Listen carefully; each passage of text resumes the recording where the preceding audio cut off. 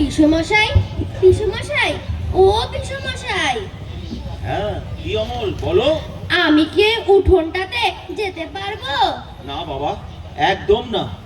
ওই যেখানে পিসিমা জাতা দিয়ে ডাল ভাঙছে, আর দেখো ভাঙা ডালের খুঁতগুলি দু হাতে তুলে নিয়ে কাঠবিড়ালিগুলো কুটুস কুটুস করে খাচ্ছে।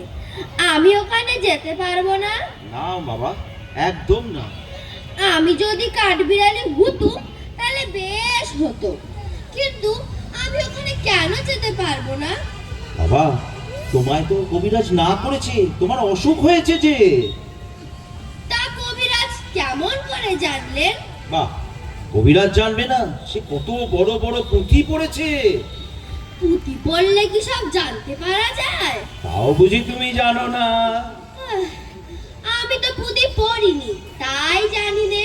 দেখো, তোমার মতো অনেক কবিরাজরা বাড়িতে বড় বড় পুঁথি পড়ছে, তাদের কোনো দিকে চোখ নেই, তারা শুধু পুঁথি পড়ে যাচ্ছে। আর তারা তোমার মতো পুঁথি পড়ে পণ্ডিত হচ্ছে, তুমিও একদিন পণ্ডিত হবে, বড় বড় পুঁথি পড়বে। না না পিসমশাই, আমি তোমার দুটি পায়ে পড়ি, আরে। আমি কখনো পণ্ডিত হব না। সে কি কথা! ঠিক আছে বাবা, আমার কাজ আছে, আমি চললুম। হ্যাঁ, তো কিন্তু তুমি যেন আর বাইরে বেরিও না।